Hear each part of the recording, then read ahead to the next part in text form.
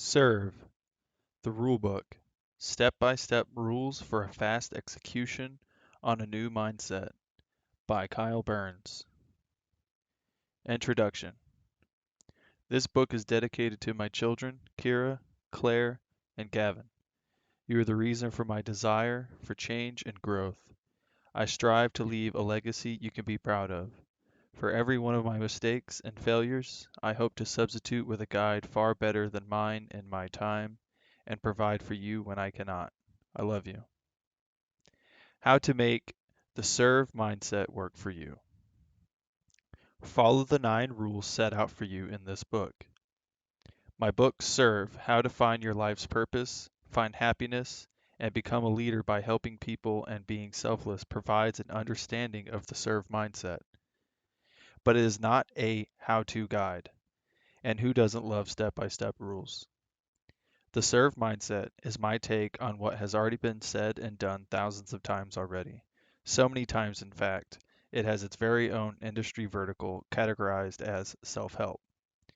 The original self-help expert, in my opinion, is Benjamin Franklin, with his autobiography, and then the man who brought him into modern times, Dale Carnegie, with his book, How to Win Friends and Influence People. Now, in the information age, my work and I are just a drop in the ocean of self-help. There are 7 billion plus unique souls with an ever-evolving amount of perspectives and their interpretations. This is why, in my humble opinion, the more self-help, the better. It took me until I was 29 years old before I had my epiphany moment, and from that moment on, I left old me behind and started my new journey to be self-aware. Without self-help, I very well could have ignorantly lived out the rest of my life in the dark, negligent of being self-aware. I now want to help others, including you. It has become my passion, my potential that must be fulfilled. Yet, quote, a man convinced against his will is of the same opinion still, end quote. Dale Carnegie. I will not be able to help you if you are not willing to be helped. Ironically, that quote is the exact moment of my epiphany. Before we get into the rules, one thing needs to be known up front, basically a disclaimer, if you will. The perspective from which I write is heavily steered from social anxiety and a long history of depression. It is a narrative I actively subdue and over time I aim to defeat. It all starts with staying true to a few things, and one of them is a healthy serve mindset. That act fulfilled provides for me in such a way it determined whether it's possible for you even to be listening to me right now. If you are as bad as I am, you literally will have to live, eat, shit, then breathe in abundance or serve mindset every single day. This is one of the reasons why I so heavily incorporate self-help, self-development, and self-awareness into my everyday life. It is my discount therapy. You may read my other books, follow me at Shirt Harmony, including YouTube, where I post humorous, inspirational, and motivational content regularly. Maybe it will help to serve you as discount therapy like it has for me.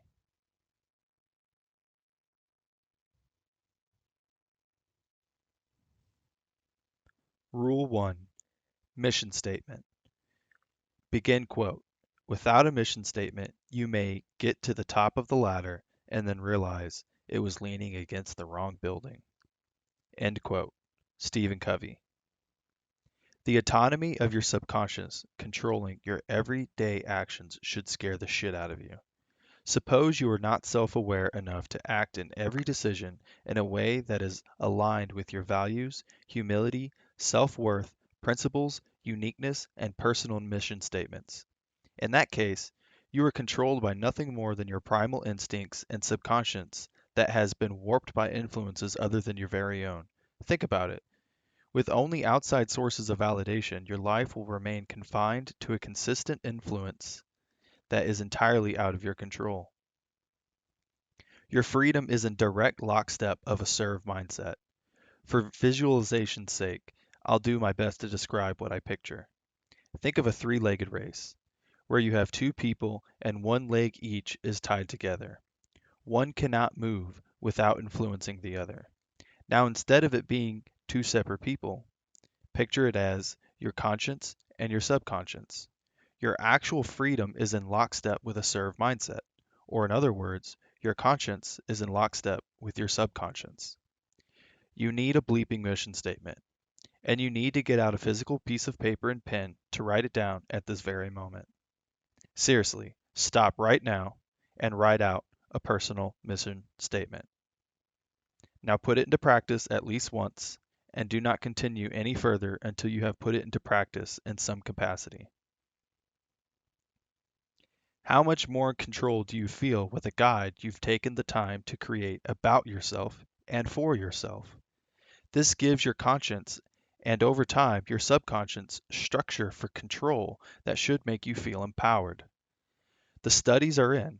They say that habits are formed after practicing them 15 times or over 15 days, 30 days, whatever study you want to choose from that establishes when something you practice becomes habitual.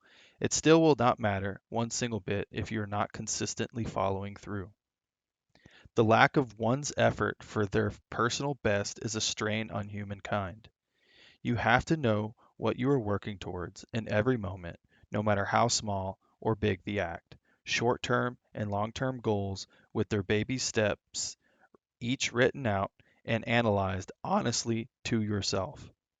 Reinforce productive habits and clear objectives with sub-goals. Find the best way for you to track progress. For instance, I'm a visual learner. Make clear plateaus in your progress for reflection to reposition your trajectory if needed. Maintain novelty or at least the attitude of curiosity. Challenge yourself constantly and match the difficulty to your skill level. If this isn't the structure you used, get another piece of paper out and revise. I used to be an avid video gamer. No matter your hobby, they all do the same thing. They fulfill the desire of working towards something. Hobbies infiltrate our lives and flank our more important productive goals in life. Some of these goals are not ever made self-aware until you sit down and write out a personal mission statement. As you progress into fulfilling your potential, pat yourself on the back, acknowledge your achievements, bask in the euphoria, and then reward yourself with one of those unproductive hobbies. The structure of baby steps and sub-goals to build off to pursue your larger long-term ambitions is paramount. People are often discontented, forever chasing expectations and happiness. You can't allow this to happen. Do not skip steps now to be faced with those same steps later in your life. At a time it may be too late to correct, provide for yourself a clear and robust personal mission statement. Begin quote. If you are depressed, you are living in the past. If you are anxious, you are living in the future. If you are at peace, you are living in the present. End quote. Lao Tzu. Maybe you are curious about my mission statement or how I put it into practice every day. It's this book. I thought about just ending this rule after that last sentence. I thought it would be funny, but I digress. Rule 1 for me is the writing of this book. Specifically, my mission statement is Rule 2 through 9. Every day I strive to wake up to morning motivation, fuse my soul with self-care and self-talk, socially serve others from small talk to empathic listening, evaluate my environments, and end the day with reflecting with self-accountability and self-education. Remember, if you don't even know where you're going, how can you serve others with a serve mindset? Begin quote. Outstanding people have one thing in common, an absolute sense of mission. End quote. Zig Ziglar.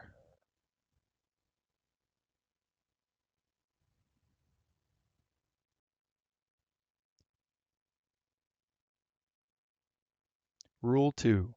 Morning motivation. Begin quote. You never lived this day before, and you never will again. Make the most of it. End quote. If you are an incredible inspirational writer, then your mission statement could make this whole rule potentially moot. If you can roll over in the morning and read your mission statement to charge yourself up for the day, it's moot. Go to Rule 3. Just like the charge on your cell phone, you must be charged for the day to get any use out of it. You wouldn't even have that charge to your cell phone if you hadn't planned the night before and plugged it in, correct? Your day is entirely influenced indirectly by how you prepared for it the day before and directly by how you influence it as soon as you become conscious for the day. I'll repeat, the very moment you wake from sleep, you begin influencing every decision throughout the rest of the day. The next couple of seconds and your conscious actions will influence you heavily.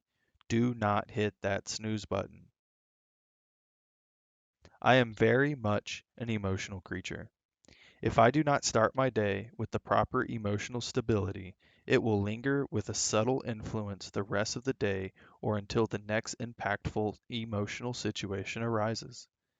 This is why I do not advocate what seems to be the overwhelmingly taught mantra of today, which is, quote, do not grab your phone as soon as you wake up, end quote. Your phone is simply a tool, and you should leverage it as such for your productive gain. However, I agree that once you reach a certain elevation of enlightenment, you will not need this crutch, but most of us are not there yet. I like to start my morning with a laugh or a strong motivational message. I follow specific feeds for these exact needs in the morning when I wake up, and I do not look through my phone for any other reasons whatsoever. This is the part that I do advocate from the popular teachings. You are not to start your day just mindlessly getting lost in your phone. This is another topic that has already been done thousands of times, and there isn't much reason for me to get into it. But do not pick up your phone unless you are very much guided in your actions, much like the previous rule of a mission statement. Your influences from the previous day can be alarmingly plentiful. Did you eat garbage or super late? Did you drink alcohol? Did you leave the trash can or kitty litter full? Did you skip on the dishes? The list of procrastinations can go on and on for most. I call these indirect influences on a new day, and the only way to alleviate these is the day before. You must attempt to be considerate of your future self. Begin quote. Your future needs you. Your past does not. End quote. Sometimes I like to think of it a little like romanticizing. Most people have those moments in their lives where they feel like they can do anything. Motivation overflowing, which a lot of the time just so happens to be around the time they are getting into a new relationship or falling in love. Romanticize that first laugh or inspirational quote of the morning, and don't stop there, just as if you would if you recently met your one and only. You have to start believing your morning commute is fun or productive. If not, make it so. Your next meal can be savored better than the last, or the smallest and most mundane things throughout your day will be more exciting than before. Do not keep waiting on that next big moment in your life to give you the motivation to live life. Build the foundation to do it every day, starting with rules 1 and 2. This concept is uncomfortably too familiar to me. Not because I am successful with practicing it, but I know it to be true, yet I fail miserably at it often. I am a hopeless romantic and always have been. It is a characteristic that I have come to an awareness of and learn as a negligent, chaotic, and selfish one. It is a reactive and unproductive trait to indulge yourself with. To drive my point home, I will provide an excerpt from Seven Habits of Highly Effective People by Stephen Covey. I highly recommend reading his book. Begin quote. At one seminar where I was speaking on the concept of proactivity, a man came up and said, Stephen, I like what you're saying, but every situation is so different. Look at my marriage. I'm really worried. My wife and I just don't have the same feelings for each other we used to have. I guess I just don't love her anymore. And she doesn't love me. What can I do? The feeling isn't there anymore? I asked. That's right, he reaffirmed. And we have 3 children we're really concerned about. What do you suggest? Love her, I replied. I told you, the feeling just isn't there anymore. Love her. You don't understand. The feeling of love just isn't there. Then love her.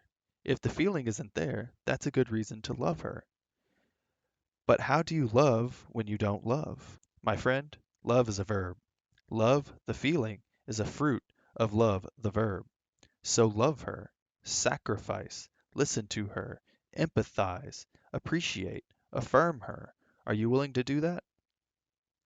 In the great literature of all progressive societies, love is a verb. Reactive people make it a feeling. They're driven by feelings. Hollywood has generally scripted us to believe that we are not responsible, that we are a product of our feelings. But the Hollywood script does not describe the reality. If our feelings control our actions, it is because we have abdicated our responsibility and empowered them to do so. Proactive people make love a verb. Love is something you do, the sacrifices you make, the giving of self, like a mother bringing a newborn into the world. If you want to study love, study those who sacrifice for others, even for people who offend or do not love in return. If you are a parent, look at the love you have for the children you sacrificed for. Love is a value that is actualized through loving actions. Proactive people subordinate feelings to values. Love, the feeling, can be recaptured. End quote. A selfless approach to life will birth the leadership in you, which will help administer the antidote of humankind's poisonous traits. I believe one of these poisonous traits are hopeless romantics, scripted in Hollywood's image of love the feeling. It is not easy, as I struggle with it myself, but the sooner we start, the further from our regret we will get. Be proactive and romanticize your life. Choose to oppose hopelessness. Instead, remain hopeful in every facet of your life and daily activity. Begin quote. Today is your opportunity to build the tomorrow you want. End quote. Rule 3. Self-care. Begin quote. Self-care is giving the world the best of you instead of what's left of you. End quote. Katie Reed. Eating, eating healthy, water, hydration, personal hygiene, exercise, breathing, and more. You know about all these, and if not, there are hundreds of people who have dived deep into these subjects better than I will be able to. There isn't anything on these topics that hasn't already been done, so I'm not going to get into them myself. I will only share examples from my own life to become a little more relatable. In April of 2019, right after my birthday, I had become paralyzed from pain. There were more movements of my body I could not perform than I could without agony. I had to torture myself with self-harm to get on a shirt, put on my underwear, or even my socks. Visit shirtharmony.com/pages/x-ray to see an x-ray of what they called desk neck. I have scoliosis due to many years of terrible video game habits. It's true what they say, that the day you stop using your body is the day it goes to shit. I am barely walking proof that your body going to shit will begin the second you stop using it, even before it's done growing into an adult body. Specifically, in my neck, it curves in the opposite direction that it is supposed to, which inevitably led to my muscles overcompensating to the point they went on strike. I was put on a strict physical therapy regimen with the looming gloom of, it only gets worse if you don't stick to it, as motivation from my doctors. I, like most people, half-assed it after only a day or two. Then the inevitable slow corruption of a reactive person's mindset eventually led to me no longer participating in the doctor's prescribed physical therapy. I slowly crept back into content, over-sedentary lifestyle with constant dull aches just under my threshold to take action against it. It was also the first time I had ever been to a chiropractor. I've been skeptical and pessimistic my whole life. You'll hear me say this a lot. I call this the scarcity mindset, and it is a terrible way to live life. It is the type of scripting that was handed down to me by my father.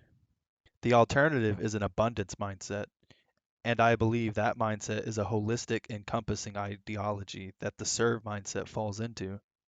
I'm optimistic my dad listens to this one day, yet healthily at peace if that never happens. You'll understand this in Rule 8. As I grew more into an abundance mindset, I sought a new chiropractor and started going regularly.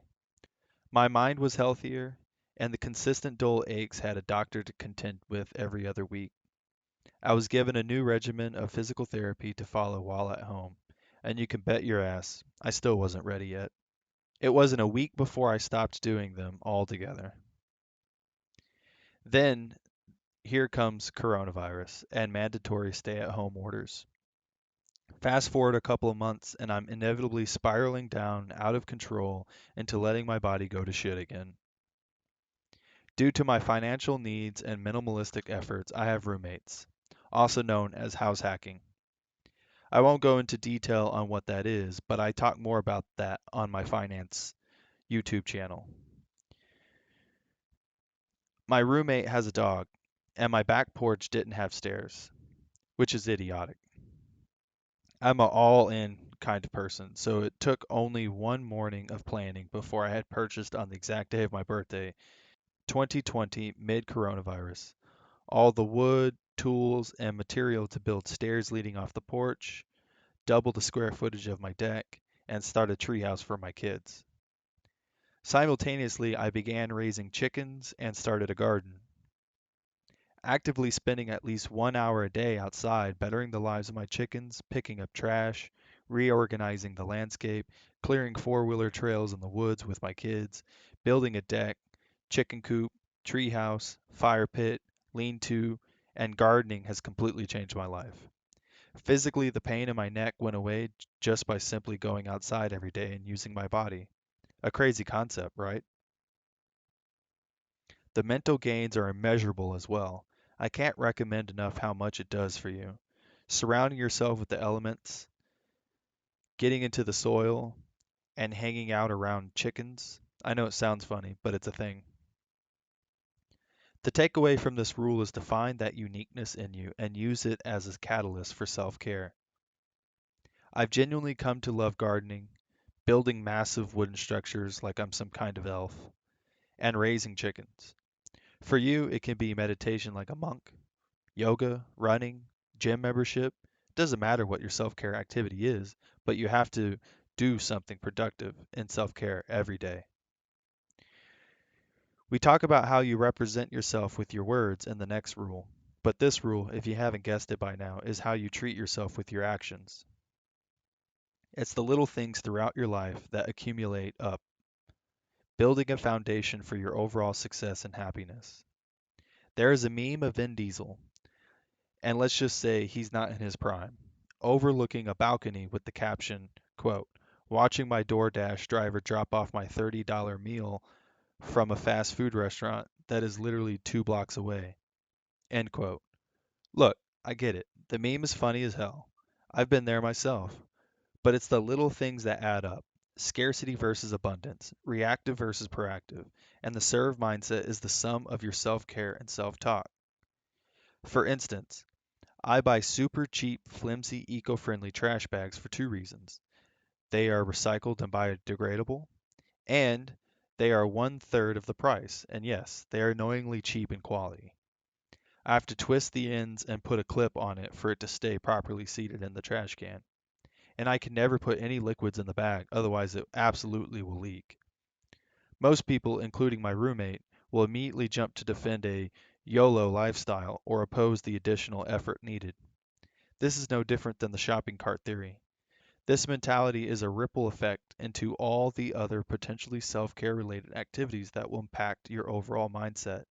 There is truth in, begin quote, the way you do anything is the way you do everything, end quote. I'm sure you've heard of the phrase, the rich get richer and the poor get poorer. I may be kicking a dead horse here, but I feel the need to drive this abundance mantra home. I used to always use this phrase negatively from an exuding, unpleasant, scarce mentality. Now I use it in an abundance mindset as a positive motivational message to myself, working hard and growing my success. If you've read my previous book, I say success and happiness are universally interchangeable. Your happiness and success rely on your mindset. And the moment you accept you can be the rich part of that phrase and not just the poor part, you'll be well on your way to better things. My dream retirement and serve mindset approach in self care is a completely self sustaining farm that provides livestock with lives as good as wealthy men, and in turn gives back to the land in harmonistic ecology awareness. If you care about livestock and the earth, visit polyphasefarms.com. It is truly eye opening self education. The only thing I do differently is my chickens are 100% cage free, and presently I provide a healthier, happier life for my chickens that also provides daily food for myself, friends, and family. Begin quote. You, as a food buyer, have the distinct privilege of proactively participating in shaping the world your children will inherit. End quote. Begin quote. The stronger a culture, the less it fears the radical fringe. The more paranoid and precautious a culture, the less tolerance it offers. End quote. Begin quote. Don't you find it odd that people would put more work into choosing their mechanic or house contractor than they will into choosing the person who grows their food? End quote. Begin quote. The average person is still under the aberrant delusion that food should be somebody else's responsibility until I'm ready to eat it. End quote. Joel Salatin, founder of Polyphase Farms.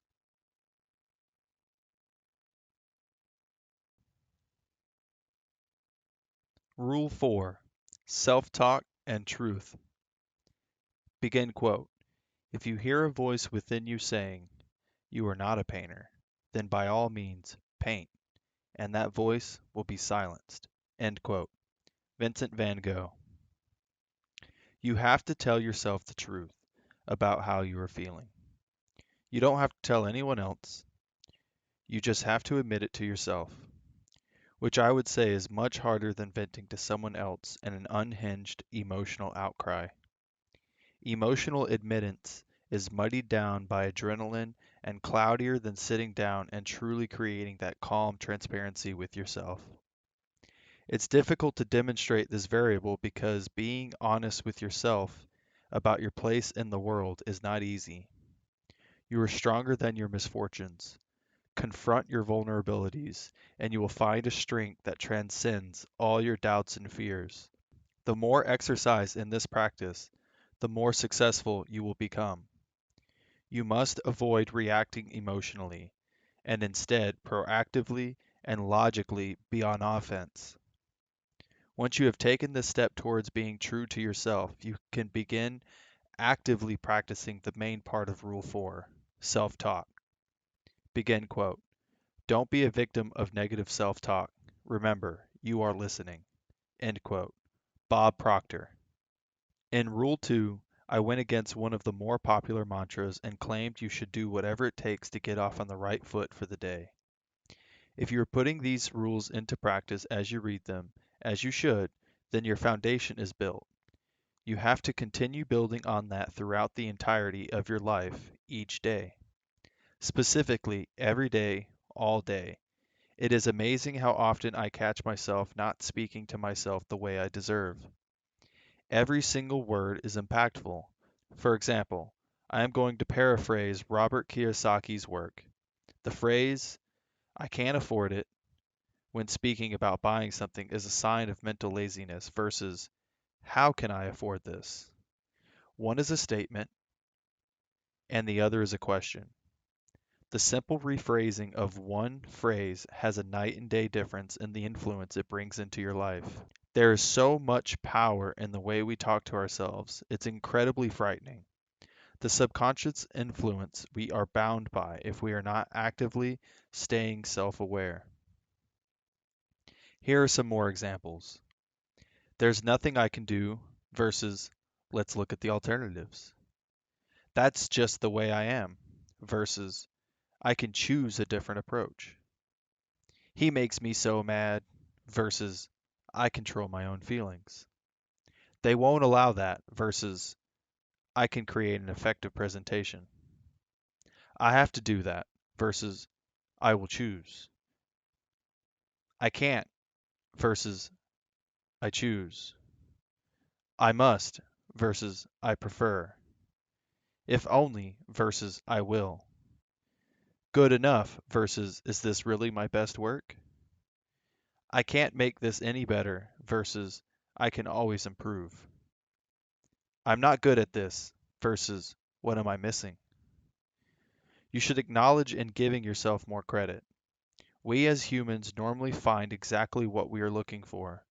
The most impactful of the comparisons above are the immovable objects of statements transferred into the unstoppable force of a question. We really are, in our own heads, the best salesman in our own universe. Are you ever such an influential salesman to yourself that you feel robbed after a bout of negotiation? I know it sounds corny, but how often does this inner salesman of yours sell you on skipping that social gathering, procrastinating on a project, or jumping to subjective conclusions? The change in your motives, altered within just a few seconds by your inner salesman, are swift. Think about how influential or powerful your self talk or inner salesman actually is. As you take ownership and lead your self talk into proactive positivity, you will begin to drift away from selfishness and gravitate towards a serve mindset. Begin quote. Success does not come from what you do occasionally, it comes from what you do consistently. End quote. Mary Forlow. Old you could sell just about anything to yourself for perceived selfish gains, but new you will begin to provide your service to others effectively. I'm sure this has already happened in your life at least once before, but ask yourself, what is one aspect of yourself you used to think was wrong and tried to change, but now embrace? The best way that I've found to keep myself in check for this rule is to analyze how your peers and loved ones talk, especially about themselves. I had someone reach out to me seeking counsel, and during the process of lending my solicited advice, they respond grudgingly with, "Wait, there's more?" Just the tone and structuring of the sentence are paramount in stunting self growth in comparison to, let's say, eager and inquisitively asking, "Wait, is there more?" For clarity, they were not instantly gratified of the counsel and limited themselves by not seeking out more knowledge. Another example was a friend was talking about a finish line or a road that I have already traveled to completion. It is humbling, but I rebutted in humility. Thank you for the kind words, but I am far from the finish line, and I strive to continue traveling down the road to this perceived finish line every day. Humility is such an extremely important aspect of self awareness. It is okay to struggle to find your value in this world. Empower yourself in a serve mindset, and the value you provide will create such immeasurable success in your own life. The burden of such a struggle will be a forgotten mental constraint. Your self talk is directly impacted by the truth and humility you have with yourself. Begin quote. Criticizing yourself for years and it hasn't worked. Try approving of yourself and see what happens. End quote. Louise L. Hay.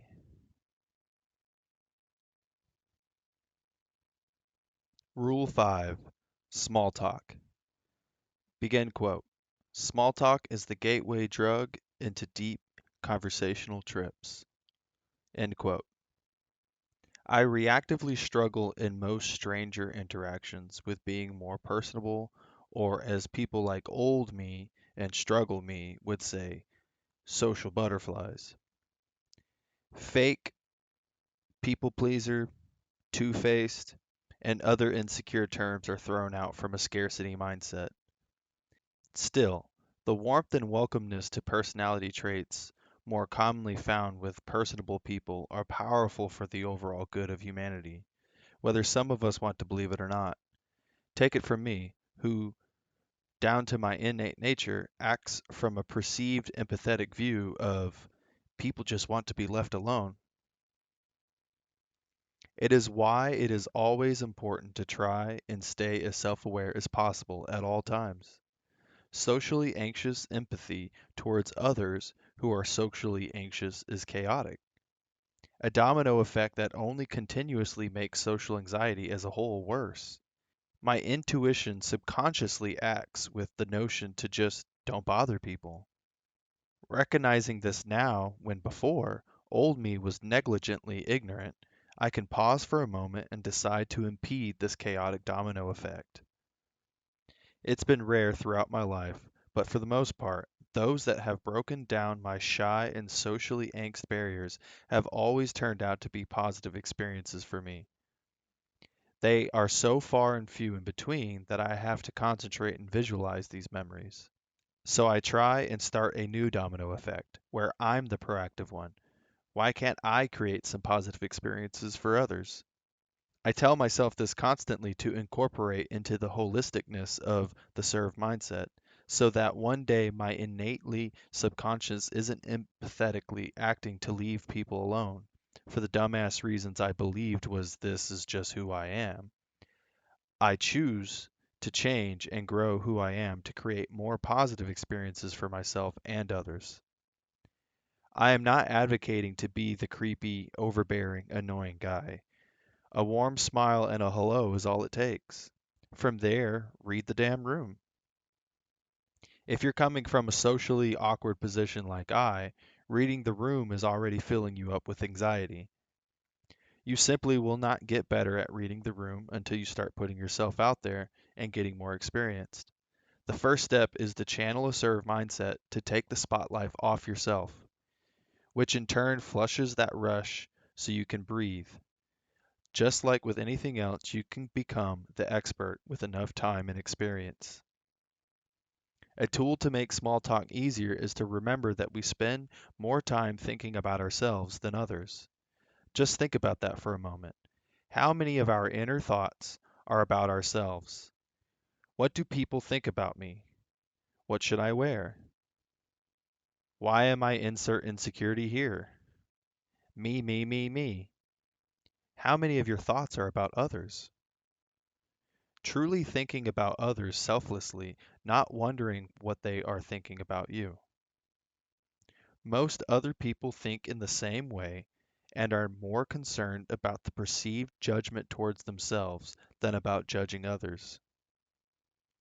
Begin quote. Ask someone what the best part of their day has been and really listen to the answer. End quote.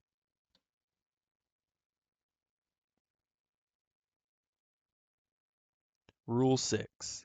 Empathic listening. Begin quote. When we feel love and kindness toward others, it not only makes others feel loved and cared for, but it helps us also to develop inner happiness and peace. End quote. Dalai Lama. I catch myself inputting my unsolicited advice into an uncomfortable number of interactions. I, too often, look back and catch myself in the shameful act. Another shining example of why I write. I'm hopeful the distance between this hypocrisy is forever widened. Like with most things, acknowledgement is the first step of making any mistakes or problems better for your future self. Writing this book is another way to keep myself in check and do better. I think this is by far the most impactful rule for all human connections, which is why I scrutinize myself about this one the most. I can't put into words or have yet to even fully act out a scenario better than this empathic listening excerpt between a father and a teenage son from Seven Habits of Highly Effective People by Stephen Covey. Begin quote. The barrier between what's going on inside him and what's actually being communicated to you disappears. It opens a soul to soul flow. He's not thinking and feeling one thing and communicating another.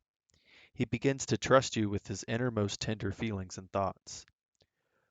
Boy, Dad, I've had it. School is for the birds. You're really frustrated about school? I sure am. It's totally impractical. I'm not getting a thing out of it.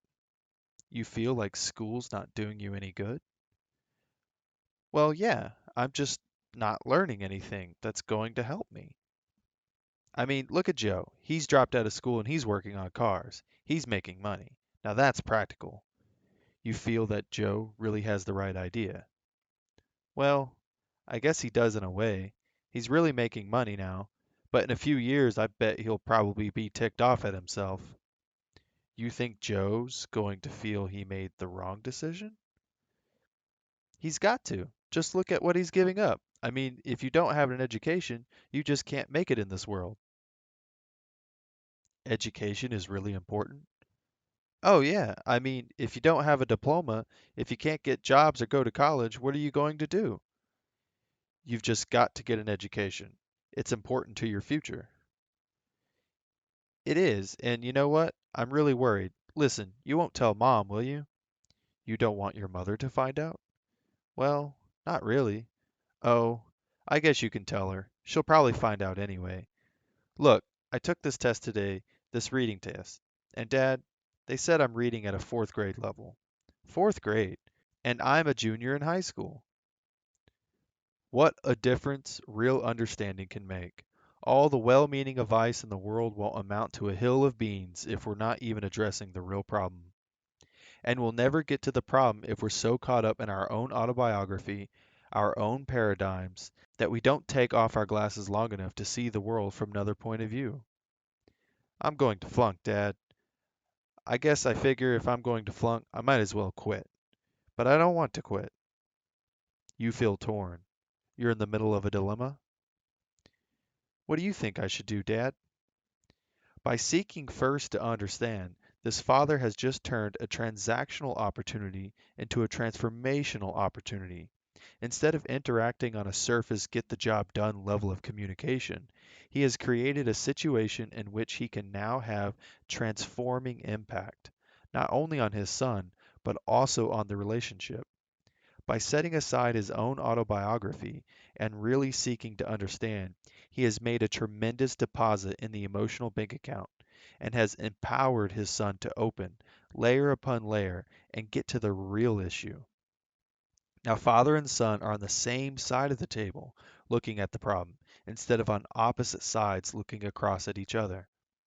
The son is opening his father's autobiography and asking for advice, even as the father begins to counsel. However, he needs to be sensitive to his son's communication. As long as the response is logical, the father can effectively ask questions and give counsel. But the moment the response becomes emotional, he needs to go back to empathic listening. Well, I can see some things you might want to consider. Like what, Dad? Like getting some special help with your reading. Maybe they have some kind of tutoring program over at the tech school. I've already checked into that. It takes 2 nights and all day Saturday. That would take so much time. Sensing emotion in that reply, the father moves back to empathy. That's too much of a price to pay. Besides, Dad, I told the sixth graders I'd be their coach. You don't want to let them down. But I'll tell you this, Dad. If I really thought that tutoring course would help, I'd be down there every night. I'd get someone else to coach those kids. You really want the help, but you doubt if the course will make a difference. Do you think it would, Dad? The son is once more open and logical. He's opening his father's autobiography again. Now the father has another opportunity to influence and transform. There are times when transformation requires no outside counsel. Often, when people are really given the chance to open up, they unravel their own problems and the solutions become clear to them in the process. At other times, they really need additional perspective and help. The key is to genuinely seek the welfare of the individual, to listen with empathy, to let the person get to the problem and the solution at his own pace. Layer upon layer, it's like peeling an onion until you get to the soft inner core. End quote. Books will give you the knowledge, but taking action translates that knowledge into results. You must arise and practice. You must act on the knowledge. Mahatma Gandhi said, begin quote, an ounce of practice is worth more than tons of preaching. End quote. Usually, after learning how to become a better person, you are excited and you want to become everything you've learned in one day. And when you try and fail, you fall back into your comfort zone and wait for the best selling book or YouTube video. You buy it and repeat the cycle. Nobody has captured it better than Albert Einstein, who said, begin quote, "This change that you desire will not see the light of day if you keep repeating the same circle of getting knowledge, try one day, achieve all, and give up." End quote. I reiterate putting the rules into practice often because I know how hard it is. I've yet to execute empathic listening with my children flawlessly. I get better at it each time, and I'll continue to try my best to empathically listen to not just my loved ones, but peers and even strangers. It is the single most powerful tool in human connection, in business, community, family, and romantic relationships. Begin quote. We think we listen, but very rarely do we listen with real understanding, true empathy. Yet listening of this very special kind is one of the most potent forces for change that I know. End quote. Carl Rogers.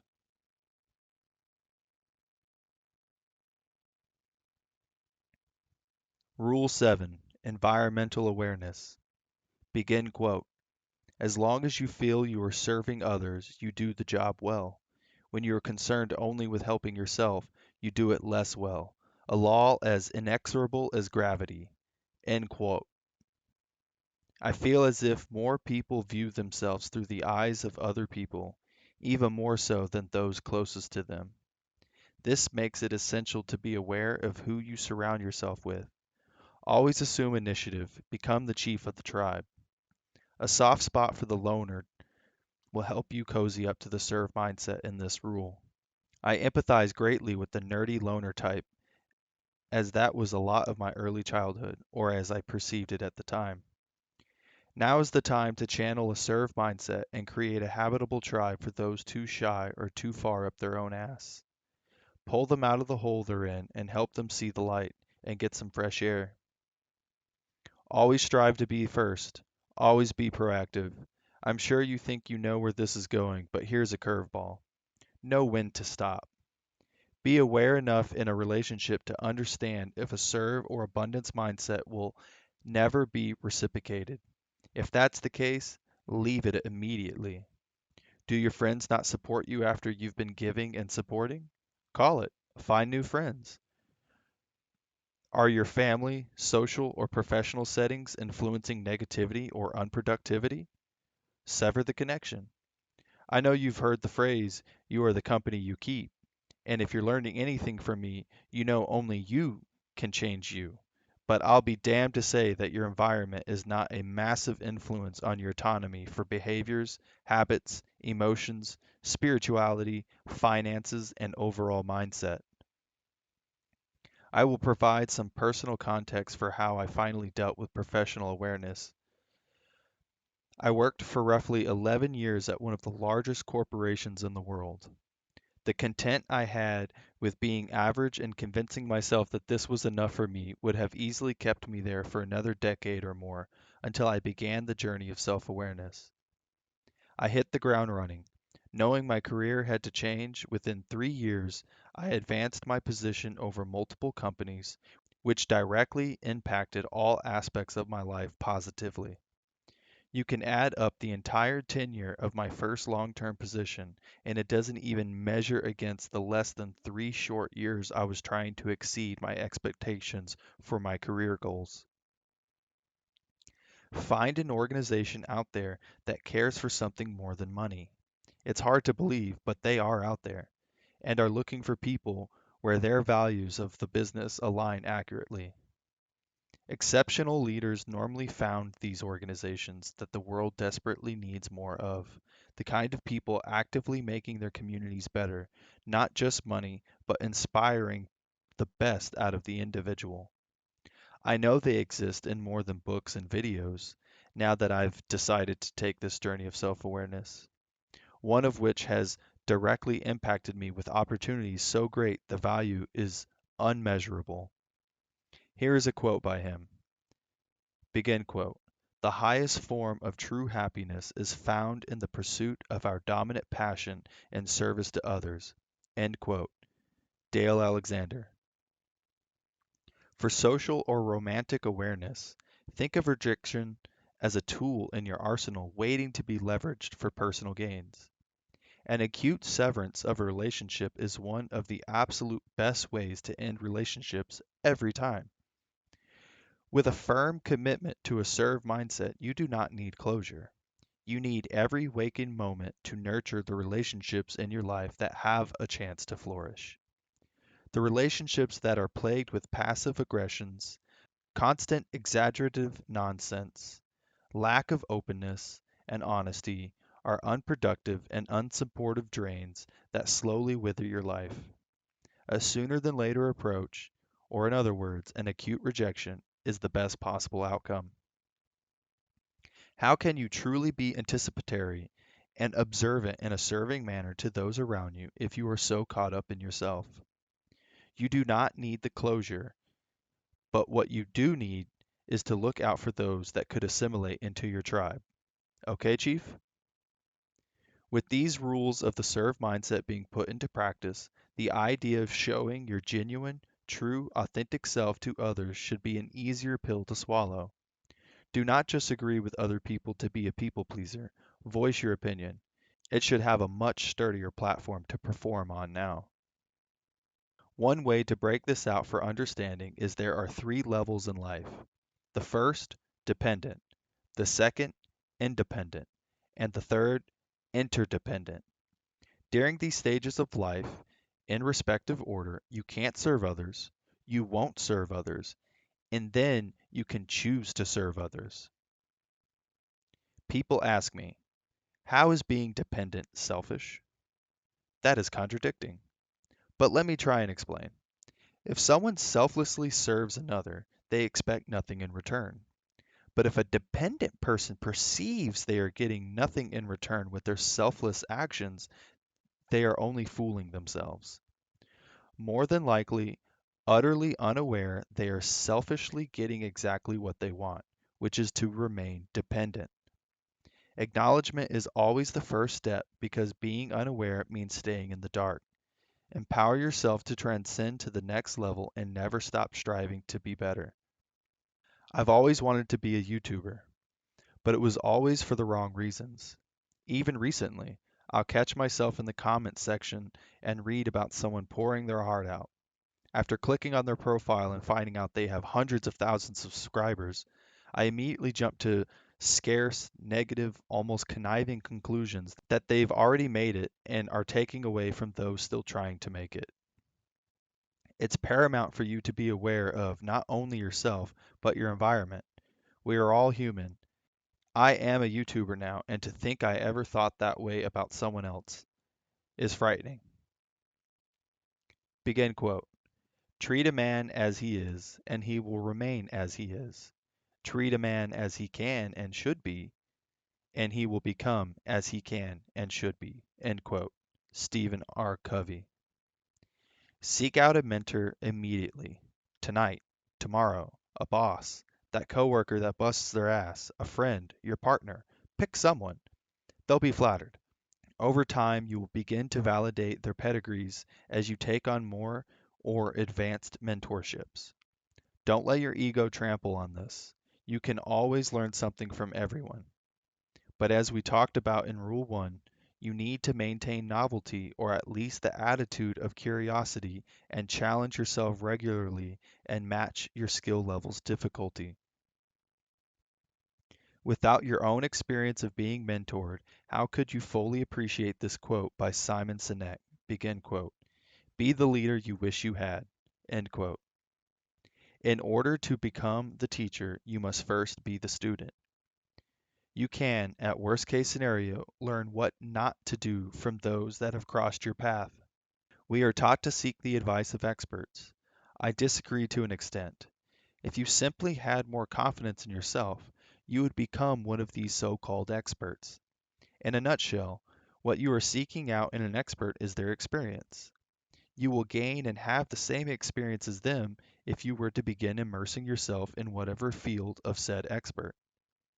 Have more confidence in yourself to become the expert and have the same experience as the experts you seek out. This takes admitting to yourself there is no one else to blame. You can no longer scapegoat your shortcomings on an expert's results or the inability to utilize an expert's services. Here's a list of things that I became good at over time by experimenting, when once I thought I would have to seek out an expert. Developing a website, building a PC, programming video games, repairing cell phones, gardening and landscaping, raising chickens, changing my car's oil and brakes, constructing decks and playsets, power equipment maintenance, appliance repair, plumbing, flooring, sheetrock, budgets, real estate, and stock market investing, which is a shockingly low numbers of skills compared to the people that drive my ambitions to be better. You must stay aware of your finances and the environment that you are cultivating daily so that you do not neglect the care of your financial future. I Will Teach You to Be Rich by Ramit Sethi does a great job of explaining this in great detail. The basics of his book are to not be cheap but frugal. Create a tight budget where you constantly save money and invest. Do not procrastinate on this and start today. Every year you wait to save and invest, double that number and add it to the year you hoped to retire. I like using Mint by Intuit for tracking all of my accounts. I believe we should not allocate resources to reduce poverty, but instead inspire the individual. You've seen movies or read utopian stories, and they never seem to work, just like communism. We can't keep shifting the blame and repeating history. We must educate and inspire the individual to fight poverty for themselves, their family, and their community. Full disclaimer, I love what Mr. Beast does, and in this video, he is giving away money. The messages I want to get across is solving for root cause, not symptoms. I speak of serving others, and money is a great way to do that, but I believe it is only a band-aid for a symptom of a much larger problem. I could have went the rest of my life not knowing any better myself, and I want to pay it forward. In my attempt to keep the serve mindset at the forefront of my environmental awareness and community needs, I am hopeful that sameshirtdifferentday.org becomes a reality within the next couple of years. My mission for this organization is threefold. 1. Brightens up those in need with a laugh or smile. 2. Keep them warm and clothed. 3. Provide an opportunity for them to work and make their own money. Begin quote. One person can make a difference, and everyone should try. End quote. John Fitzgerald Kennedy.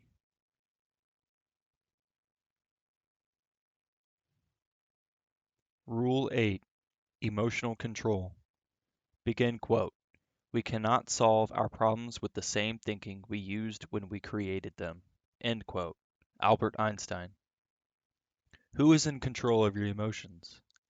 I used to have an awful scarcity mindset. I had excuses loaded and ready to go before whoever I was talking to could even finish their damn sentence.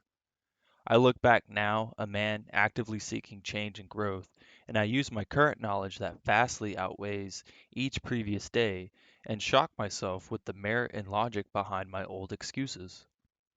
How is that possible in a time I used to be so naive and unaware?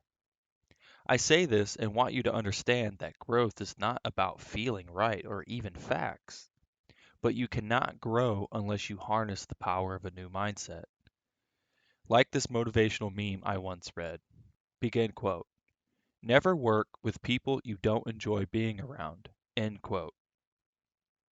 Old me would have without hesitation scoffed at the idea and mumbled loud enough so others around me could hear my content to be helpless. Ha, okay, what a lucky luxury. New me understands the power of proactiveness. I will not absolve myself of responsibility no matter my reality or my believed objectivity of the situation. You can't propel yourself forward to success until you internalize this. How else will you begin to fight for something better? I have been at the bottom and worked myself up and out by removing victim of circumstance thinking. It was no longer an option of me regardless of the logic. Fear and ignorance will torture you slowly. For example, cynics or old me do not want results. They want an excuse not to take action. These manufactured excuses, arguments, and the need to feel like a victim of circumstance create avoidance of their issues they are too fearful or ignorant of to deal with.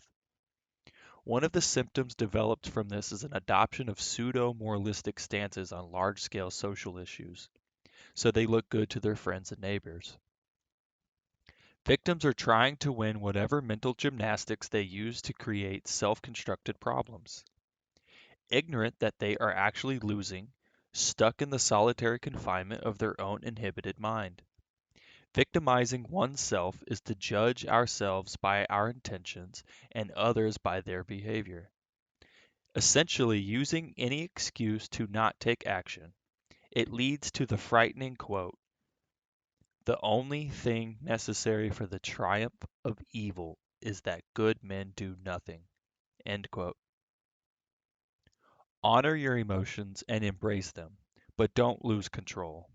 As they say about fear, begin quote, "Being brave isn't the absence of fear. Being brave is having that fear, but finding a way through it."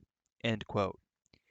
Generally, that is dangerous ground to tread because most negative emotions are from being acted against, and most positive emotions are born from being proactive. It's hard for me to advocate crying if you must, be angry if you are, be sad when you're sad, let it out, due to the reactive setting and it traps one's self into. There will be times when it isn't within your control, and in these moments, I don't encourage false acknowledgement in your emotions. Begin quote.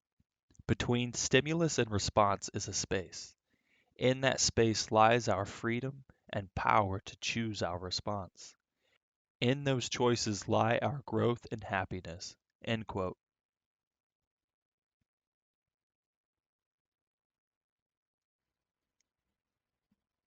Rule 9. Self-education. Begin quote. "Everybody is a genius, but if you judge a fish by its ability to climb a tree, it will live its whole life believing that it is stupid." End quote. Albert Einstein. This is honestly the most challenging rule because it will consistently and inevitably ruin your approach towards all the other rules. Once you are actively applying the self-education rule to your life, you will immediately have to go back and reevaluate, manipulate, and transform all your previous applications into each rule. You will feel empowered to reinforce your rules as you gain more experience and knowledge. Just think about the growth and changes you go through in only 1 year, especially with a little more proactivity into learning and research in self-development. What would a revision to your mission statement look like then? As you learn more and gain knowledge, you can still be hindered by your past.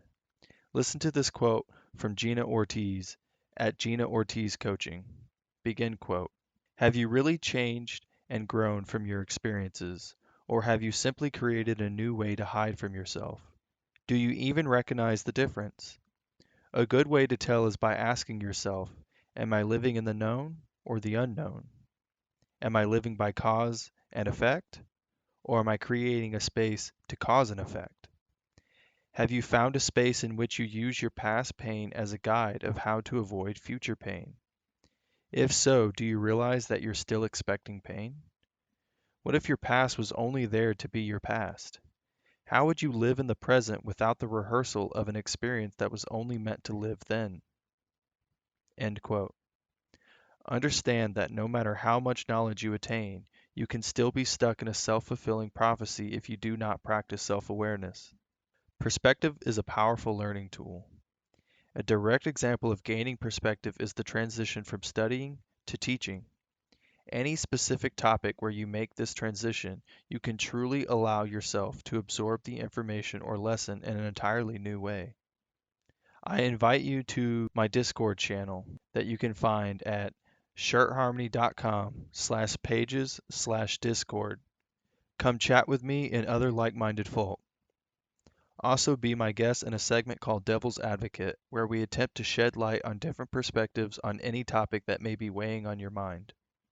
For enlightenment purposes only, to discover any and all perspectives on a given subject, removing all negative connotation.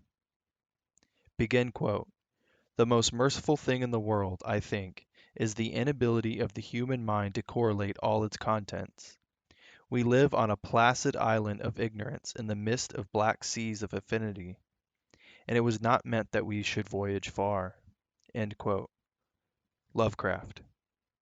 I don't necessarily reference this quote for the ominous Cthulhu tone, but mainly because I like to make sure we maintain perspective on just how little knowledge we achieve. I know I quote Albert a lot, but he truly is a genius, and this idea cannot be stressed enough. Begin quote. The more I learn, the more I realize how much I don't know. End quote. Albert Einstein. I'll make one more attempt at scaring you into realizing how vital self-education is. The less intellect and knowledge someone has is a direct correlation to how radical they can be.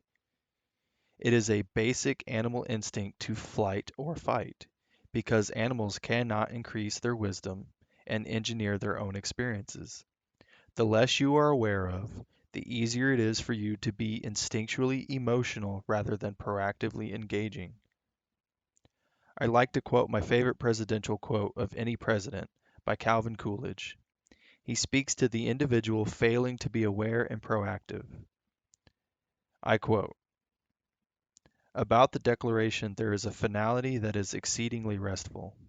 It is often asserted that the world has made a great deal of progress since 1776, that we have had new thoughts and new experiences which have given us a great advance over the people of that day, and that we may, therefore, very well discard their conclusions for something more modern.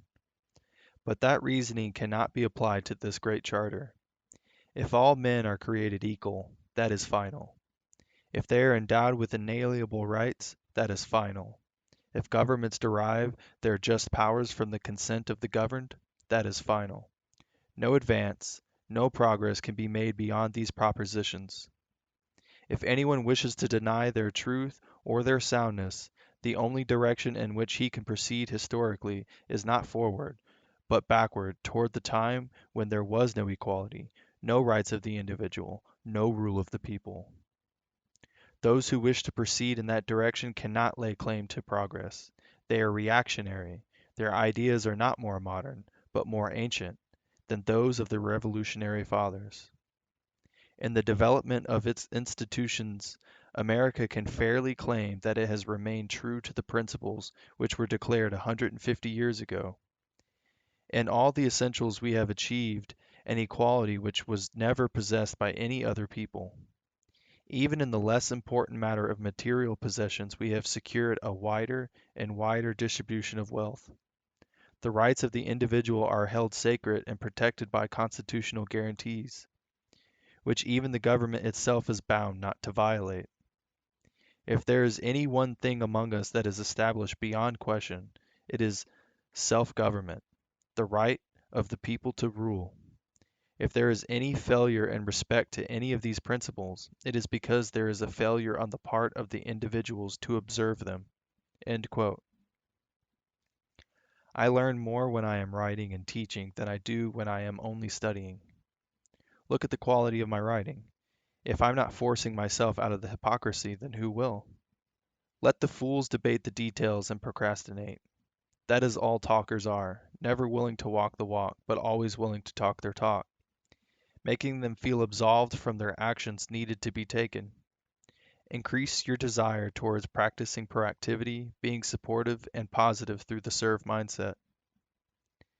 Begin quote, the fountain of content must spring up in the mind, and he who hath so little knowledge of human nature as to seek happiness by changing anything but his own disposition will waste his life in fruitless efforts and multiply the grief he proposes to remove. End quote. Samuel Johnson.